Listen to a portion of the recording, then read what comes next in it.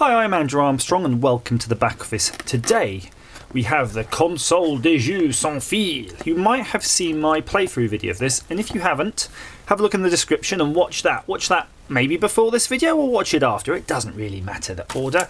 And it was a TV game system, a wireless TV game system that is rubbish, and it looks a lot like this. Just to show you close up now. It comes with a lanyard, and it comes with something that's kind of supposed to be like a Wiimote, although it's interestingly got a slide on-off switch on it, and slide on-off because it runs on batteries. Now the game wasn't very good, and quite frankly I think it was sent to me by Tech Beach Inc. Steve Fisher, just look him up on Twitter, he's a very groovy guy, got a nice blog. And it was so kind of him to send this in. And it was at my request, more or less, because I said, oh, look, this looks awesome. Someone should send me this in. Nudge, nudge, wink, wink. And he did. So he took the bait, and I suffered for it. However, it is teardown fodder, and teardown fodder is what we're here for. So we're going to open it up and have a look. Now, I do feel that it could be somewhat more playable actually with some mods. So while we do this teardown, I'm going to just observe any areas in which we could mod this to actually make it a bit more usable. Oh crikey, that's tight. That is severely tight. They've put that in by robot, clearly. Just going to undo that one too, and undo the last one. So I'm just torquing them with this pliers. Got a nice bit of torquage going on. There we go. Mind that. Put that over there. But it's a really quite brave attempt, really. It's almost, if you think how much money it must cost to tool, and I'm talking not just tens of thousands in some cases. We could be talking nearly hundreds of thousands, or hundreds, or a hundred. You know, I know it's a lot cheaper these days with soft tooling. But it still costs money to make all these moulds and make these cases, so it's just fantastic they've done this. If you look at the quality of the actual wires and cable, it's all really good. It's actually a really well made unit. It's just a bizarrely rubbish game. So I wonder if they've ever reused this case for something else, because I think they must do, because it's just, they must have spent so much money on it. But let's open it up. Whoa! There we are. So the lid just contains the battery. There's nothing really to see there. And that's it. There's not much in there at all. But what's quite nice, at least we can see inside and sort of reveals how this thing works, because there's the infrared sensor right there. Look, I'll zoom in right there for you. That's the infrared sensor through the window.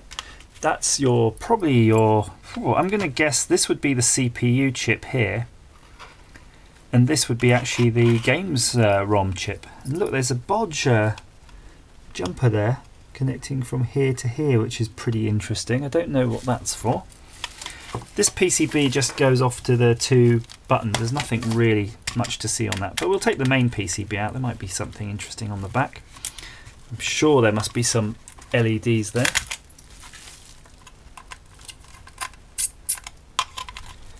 One screw. In fact, I can see the cable for the coax is quite good. It's just the phono cable. It's just coming in here. We'll have a look at that. You have to take some care, really, when they've made this. So some poor sod's designed this, and he's designed it to run the rubbish games it does. Ah, more buttons, of course. Look, here you go. Up, right, left, down. That's what I can read there. There's your crystal. I don't know why they've put it out at such a jaunty angle on the end of the leads here. They could have easily mounted that. I'm sure it would have fit fine in there. Strange they've done that.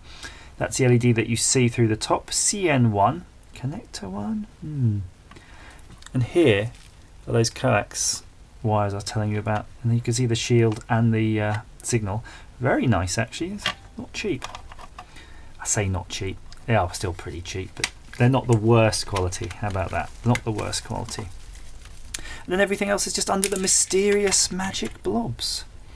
So I'm just going to I'll put one screw in here and just push it aside for now, because we've got something else we need to have a look at. And that, of course, is the controller. So I'm going to move that away.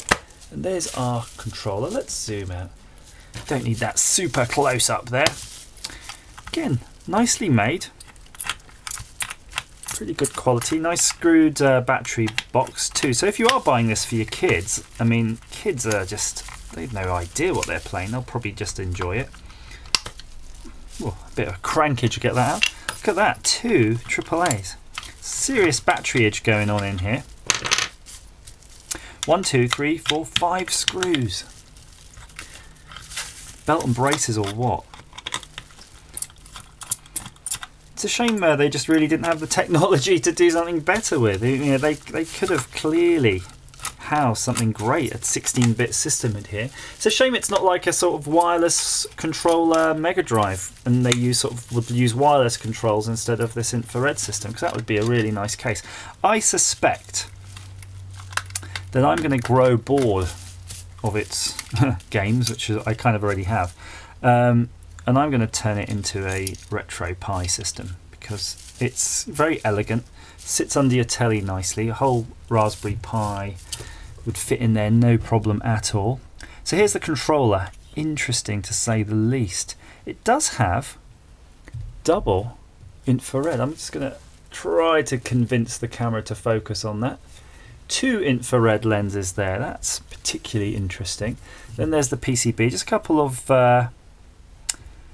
electrolytics. I'll take the PCB out in a moment, but that's our sensor. You see that there? That's a vibration sensor, and I'll show you how that works, but again, probably better to show you outside of the unit itself. 3 screws. Oh, that's a stiff old one there. So it's nice they've actually screwed all this in. It's not, you know, just glued in like so many things you see these days. I can see the button. You see the button in the bottom of the picture there next to the screwdriver. That's quite bright because that's painted. So that's a painted plastic. All right, let's see if we can convince this to get out. And it has. So on the back, all of the circuitry to do everything basically is there. But makes you wonder, what exactly is it doing? Because that's the sensor there, and it's basically a spring inside a spring. So if you can imagine 2 cylinders, if I find something small enough to probe it, okay, so you can see that spring in there, and you see it darting around. So what happens is that spring, basically, when you shake it, it touches the sides. Just like that, and it'll register a hit. But what actually, you know, registers in this game, I don't know, because it might need to sort of, when I was using it, it seemed like you had to waggle it around a bit, so maybe it needs to see that, you know, hit 5 times before it actually sends a signal. Or does it send it every time?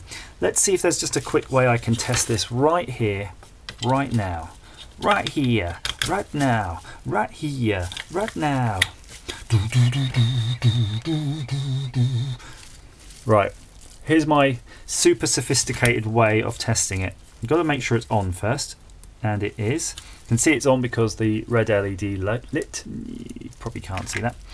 So that's what we're seeing in the end. And I'm holding the camera up so that, because the camera's more sensitive to infrared than my video camera, basically. So I'm just tapping it, trying to make it do something. I'm not seeing any infrared action at the moment, so let's see if I can get my helping hands here to sort of grab it. And then what we'll do is we'll probe that waggly bit with our screwdriver. So I'm just going to try that now. Yes, I can see the LED here flashing while I do that. I just have taken several photos unintentionally. Right, so I'm about to waggle. Yep, there you go. You can see the wagglage right there. Let's see if I can zoom in a bit for you. Ready. Move it to the side. Oh no, it's all gone a bit Pete Tong there, hasn't it? It's all gone a bit Pete Tong. Oh, it really does not like focusing on some of these things. Okay, so I've got the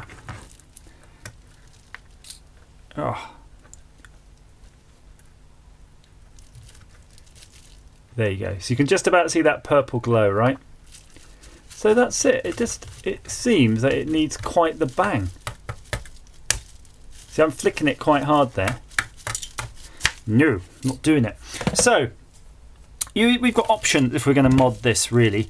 So one option is just to sort of ignore that and put a button in. So you could just have a button on the control that you push. I personally think that would probably be the most fun. Or, and bear with me, need my pliers here. Pliers, tweezers. I'm going to grab that spring and fetch him out a bit.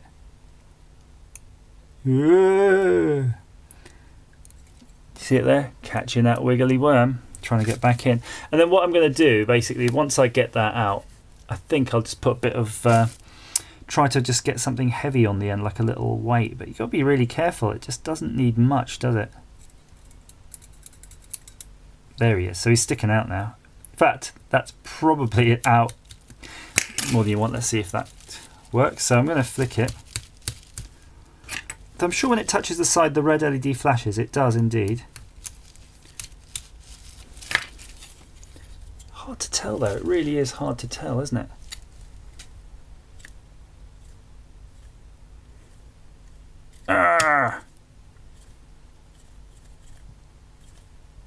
So if you move it up and down, it seems to really activate it. So that's that, guys. Oh, not the battery's out. Yeah, so there's the whole thing there. I'm going to probably assemble that later. I know I normally reassemble things in my videos, but you know, I don't think I could be bothered to right now. Actually, I'll probably just let it ruminate here a little bit, as if I could. So yeah, have you had any of these sorts of game systems that disappointed you? Did your grandmother bring you something like this for Christmas and go, "Here, old sonny, here's that fancy Wii you wanted"? And you'd be like, thanks, Grandma. That's just exactly what I wanted. And thank you for the DVDs of sort of Transformer rip-offs and basically clones like Alienator that looks somewhat like Aliens, but not aliens. It's just a fake alien video. So yeah, that's why these things are designed. So yeah, comment down below if that's happened to you. If you are that way inclined, please click like, share and subscribe. And as ever, thanks for watching.